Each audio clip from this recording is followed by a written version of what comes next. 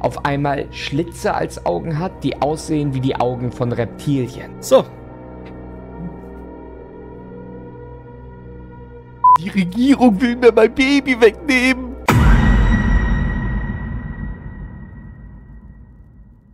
Oh Gott, Leute, es geht weiter mit dem LA-Feuer. Und zwar krass verstörende Beweise zu den Bränden in Los Angeles. Wieder vom guten Creepypasta. Ich weiß nicht, was der sich jetzt wieder aus dem Internet rausgesucht hat, was die Leute wieder schreiben. Aber ich bin echt mal gespannt, was dabei rauskommt. Los geht's. Nach meinem letzten Video über die merkwürdigen Waldbrände bzw. Brände, die es jetzt gerade in Kalifornien gibt, haben viele von euch mich gefragt, ob ich die Neuigkeiten euch mitteilen kann. Okay, was sind diese Neuigkeiten? Nach diesem Video habe ich nichts mehr davon gehört. Was für Neuigkeiten sind denn jetzt bitte wieder am Start? Was es noch so für gruselige Dinge gibt, die jetzt gerade ans Licht kommen und die scheinbar zeigen, dass das, was dort gerade in Los Angeles vor sich geht, absolut nicht natürlich ist. Es sind jetzt wieder unterschiedlichste Dinge ans Licht bekommen und ich möchte die ganzen Sachen euch heute einmal zusammenfassen und euch alle wichtigen News mitteilen. Zunächst einmal gab es eine Nachricht, die jetzt gerade die Runde macht. Und zwar ist das die Nachricht davon, dass angeblich es neue Beweise gibt, dass dieses Feuer definitiv nicht auf natürliche Weise entstanden ist. Okay. Zunächst wurde ja tatsächlich in den Medien verbreitet, dass es ein natürliches Feuer sein könnte oder ein Feuer, das zum Beispiel einfach entstanden ist, weil jemand nicht aufgepasst hat und eine Zigarette oder so weggeworfen hat. Mit Sicherheit. Doch daran gab es ziemlich viele Zweifel, weil Wieso? manche Leute sagten, dass diese Flammen zu schnell zu groß geworden sind und auch wegen einer lang anhaltenden Dürre und verdammt viel Wind. Sonst viel zu spät bemerkt wurden. Nun gibt es aber scheinbar Meldungen, dass dieses Feuer tatsächlich gelegt wurde. Und zwar sind Videos im Internet aufgetaucht von einer Gruppe junger Menschen, die eben aus diesen Waldgebieten bei Los Angeles wegrennen, nachdem dort auf einmal ein großes Feuer angefangen hat zu brennen. Gut, die könnten da auch einfach spazieren gegangen sein und währenddessen hat einfach dieses Feuer angefangen, weil, wie gesagt, da mal irgendwann mal Glas zerbrochen wurde, sowas, diese Scherben nicht aufgehoben wurden und irgendwann durch die Sonneneinstrahlung dann das, ne, und bla bla bla bla bla und Feuer. Und die haben das gesehen und sind direkt weg, ne, oder sie haben es halt angezündet, ja. Beides kann jetzt sein. Viele Leute sagen eben, dass dieses Video, was jetzt gerade im Internet viral geht, die Täter zeigt, die dieses Feuer gelegt haben in Los Angeles. Dass diese Leute das Feuer dort eben gemacht haben, dann wegrannten, aber sich selbst dabei filmten und nun das Ganze hochluden. Diese Botschaft... So dumm kann doch kein Mensch sein, oder? Beziehungsweise dieses Video wird derzeit sehr, sehr viel geteilt und die Behörden scheinen das Ganze auch ernst zu nehmen, weil unterschiedlichste Leute haben jetzt eben auf Überwachungskameraaufnahmen, aber auch aus Live-Reportagen über die Brände unterschiedlichste Mitarbeiter des FBI, CIA und so gesehen, die sich scheinbar diesen Ort angucken. Oder nicht nur diesen einen spezifischen Ort, sondern die ganze Situation, die ganze Region auf der Suche nach Hinweisen, ob hier vielleicht jemand etwas getan haben könnte, was er nicht durfte. Manche Leute vermuten nun also, dass dies Brandstiftung von irgendwelchen jungen Erwachsenen waren, die nicht nachgedacht haben.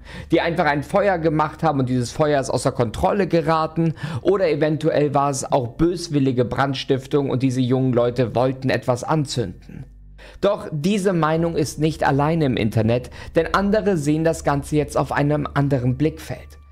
Ich wollte gerade sagen, das ist jetzt mal wenigstens eine Erklärung, die kann sein, ja? Die kann sein, die würde auch sogar zutreffen. Es können jetzt 2 Leute gewesen sein, die dieses Feuer gelegt haben, können aber auch, wie gesagt, Dürre, Hitze, bla bla bla, Funke, irgendwas und Riesenfeuer. Das war jetzt mal eine logische Erklärung, die kann ich abstempeln und die ist okay. Ich habe aber jetzt Angst, was noch kommt. Und wenn das jetzt wieder so eine absolute Scheiße ist, ich schwöre euch, dieses Mal bastel ich mir einen Aluhut.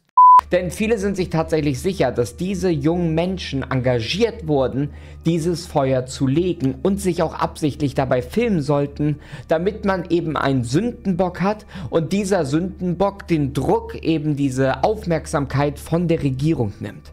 Ganz viele sind sich ja sicher, dass dieses Feuer absichtlich erschaffen wurde, um eben gewisse Regionen bei Kalifornien, bei Los Angeles niederzubrennen, um dort eben die Grundstücke zu verkaufen und neue Gebäude, Luxushotels und ähnliches aufzubauen.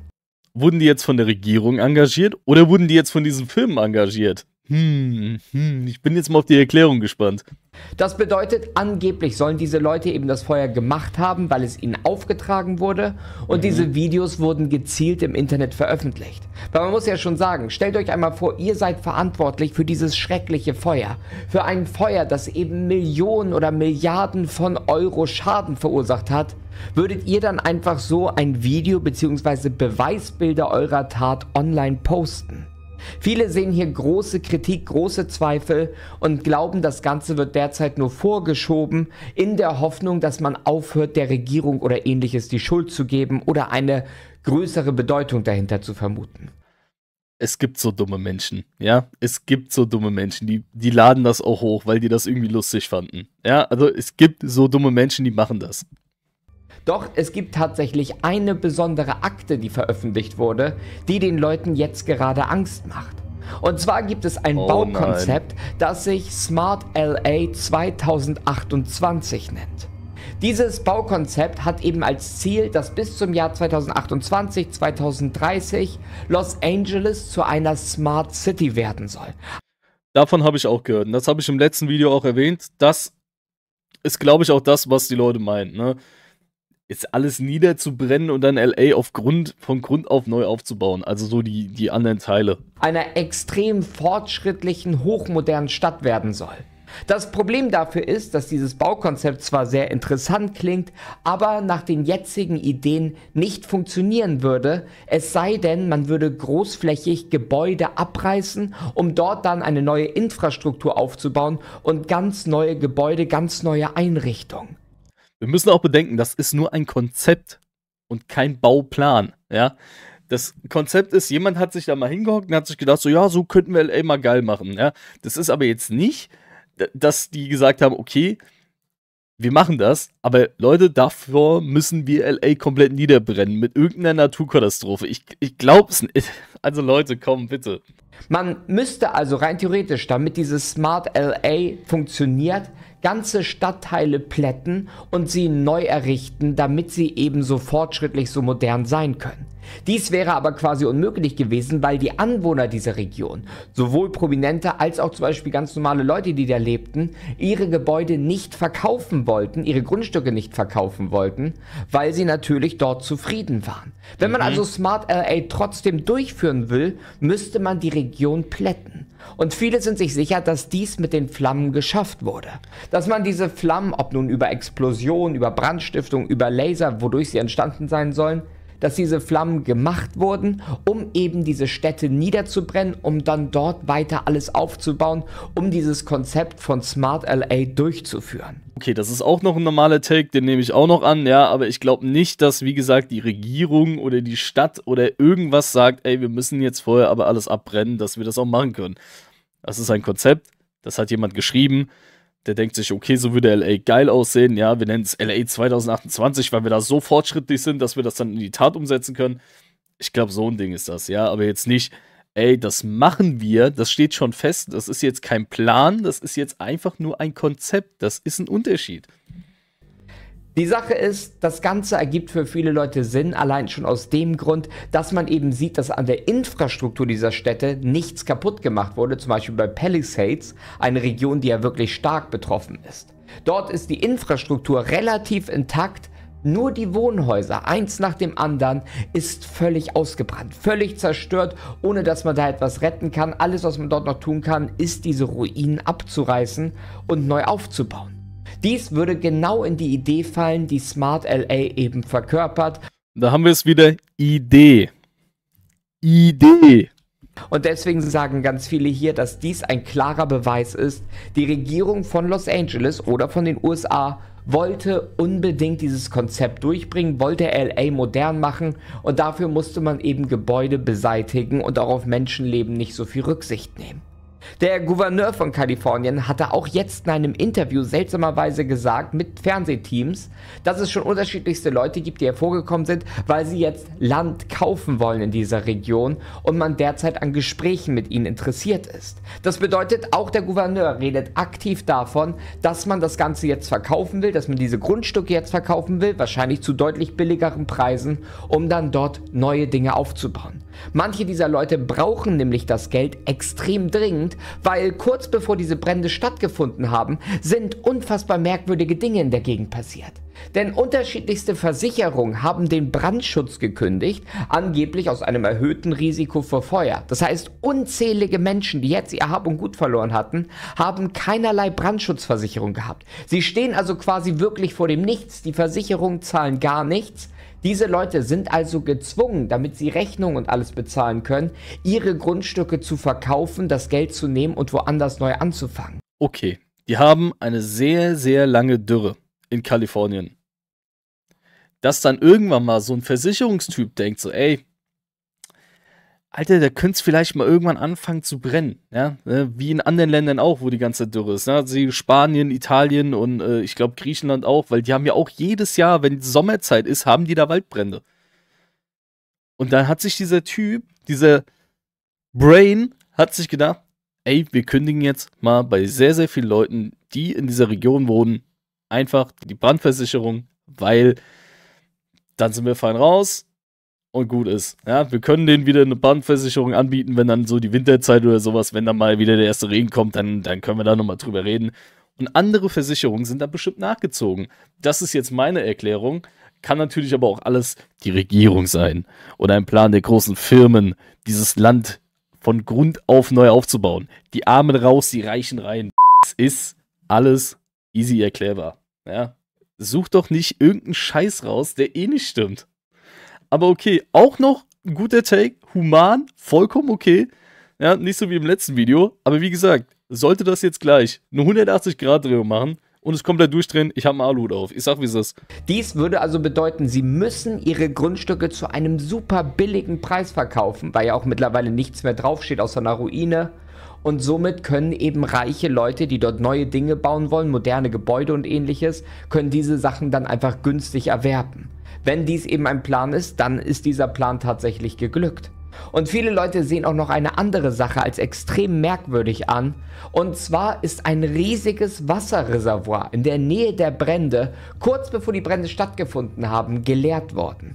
Dies war tatsächlich angekündigt gewesen, man wollte das Ganze dort überprüfen und musste dafür das Wasserreservoir leeren. Aber genau in dem Moment, wo eben dieses Feuer stattfand, wo diese Orkanwinde das Feuer immer weiter anfachen, wurde ein gigantisches Wasserreservoir, das zum Löschen sonst benutzt worden wäre, geleert. Und viele Leute sagen, das wurde absichtlich gemacht, damit die Feuerwehr überhaupt keine Möglichkeit hat, die Flammen irgendwie einzudämmen, die Flammen zu löschen, bevor sie eben auf diese Region übergreifen. Das heißt, diese seltsamen Vorfälle sollen belegen, dass hier eben etwas Böses gemacht wurde. Es gibt auch noch Meldungen über zum Beispiel den Gouverneur von Kalifornien, die allerdings sehr stark in die Richtung Verschwörungstheorie gehen. Das alles sind Verschwörungstheorien. Es gibt keine Beweise, dass das Ganze ein abgekartetes Spiel ist. Aber Leute im Internet teilen Bilder von dem Interview mit dem Gouverneur. Leute im Internet, da haben wir es wieder. Okay, aber jetzt nochmal zu dem Wasserreservoir. Da habe ich jetzt keine Erklärung für. Warum man unbedingt jetzt so einen Check machen muss während der Dürre, okay, kann sein, dass jetzt vielleicht unbedingt jetzt dieser Check gemacht werden musste, ja, und dass halt alles ein saudummer Zufall ist, aber okay, das finde ich auch ein bisschen weird, ne? Das ist ein bisschen weird, aber okay, auch noch okay. Oh, auch noch okay, alles voll okay. Und dort soll man angeblich sehen, wie seine Augen sich während dem Interview verändern und er statt normalen menschlichen Augen auf einmal Schlitze als Augen hat, die aussehen wie die Augen von Reptilien. So. Okay, wie machen wir es am besten? So, schau mal hier, Alu basteln. Guck mal. Der Junge, die Logos. Alter, die Logos. Nee, ich will nicht so ein Hütchen, ich will einfach ganz normalen Alu haben. Gesehen habe, ist das super simpel. Wir brauchen halt nur eine längere Form der Folie. Verdammt, jetzt haben wir einen Riss drin. Nicht schlimm.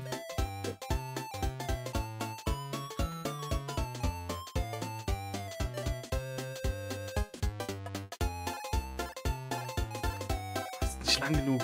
Das ist nicht lang genug. Verdammt. Okay, nochmal neu. Guter Anfang, guter Anfang. Sehr, sehr guter Anfang. Nein, er fällt auseinander. Nicht gut. Dann haben wir ihn doch, oder?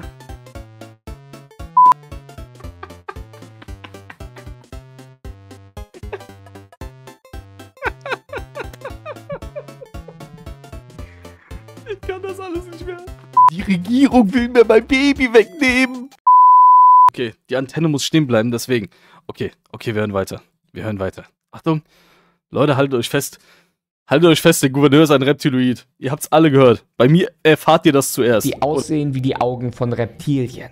Es ist also diese typische Verschwörungstheorie, dass alle reichen und mächtigen Leute Reptilienmenschen sind. Und auch der Gouverneur von Kalifornien soll angeblich ein Reptilienmensch sein. Das und stimmt. hat deswegen das Ganze geplant, weil es irgendwie Teil ihres geheimen Planes ist, die Weltherrschaft zu übernehmen und so weiter und so fort. Ja, die Erde ist flach, Jungs und Mädels. Glaubt daran.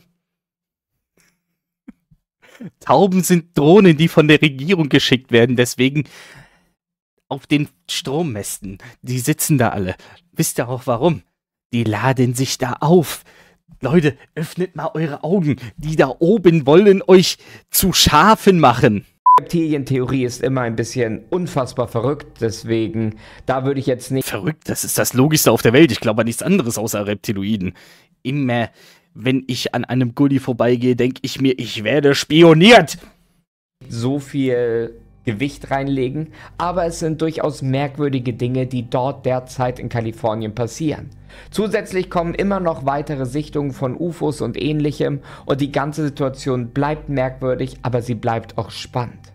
Mich würde interessieren, was ihr von der ganzen Sache haltet. Glaubt ihr, das Ganze ist ein natürliches Feuer, das zum Beispiel von einer weggeworfenen Zigarette entstanden ist? Nein. Glaubt ihr, irgendwelche Leute haben Feuer dort gemacht, haben eben ein Feuer außer Kontrolle bringen lassen? Es waren die Reptiloiden. Oder böswillig oder diese Laserstrahlen.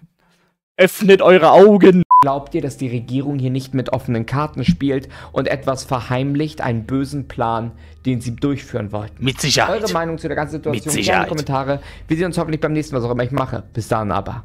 Tschüss. So, Freunde. Bei mir hört ihr es zuerst. Wie gesagt, das ist die Regierung. Die Regierung ist schuld an diesem Feuer. Okay, reicht dann auch jetzt mal mit den Verschwörungstheorien. Das war wieder einer zu viel. Der war jetzt zu drüber. Ich sage euch, ganz einfach, es war ein Zigarettenstummel. Oder irgendwas anderes, was leicht ein Feuer empfangen kann. Vielleicht war es sogar auch Brandstiftung von zwei Vollidioten, die es nicht besser wussten. Aber es waren keine Reptiloiden. Es war auch nicht die Regierung. Es ist auch nicht dieses Konzept, ja, was sich da jetzt Leute zusammendichten. Es ist alles Bullshit. Leute, da ist ein Feuer. Es sind genug Leute jetzt dem Feuer zum Opfer gefallen und wir sollten jetzt einfach mal aufhören, so einen Scheißdreck zu erzählen, ja. Das ist ein krasses Thema. Wie gesagt, einer der schlimmsten Naturkatastrophen, glaube ich, die in dieser Stadt jemals stattgefunden haben. Und die Leute machen so einen Scheiß. Wir versuchen hier noch logisch die Sachen zu analysieren, ja. Also das, was wir können. Ich meine, ich kann es auch nur sagen, was ich denke, ja. Aber ich glaube, das ist so die humanste und die logischste Erklärung. So, wenn euch das Video gefallen hat, lasst gerne ein Like und ein Abo bei mir. Ansonsten kommt euch die Echse holen. Lasst gerne ein Like und ein Abo beim guten Creepypasta und bei allen anderen Content Creators, die wir uns so anschauen. Die haben auch alle ein bisschen Liebe verdient, weil die stellen ja diese wunderbaren Videos, die wir hier auf diesem Kanal gucken. Und damit würde ich sagen, wir sehen uns beim nächsten Video und tschüss!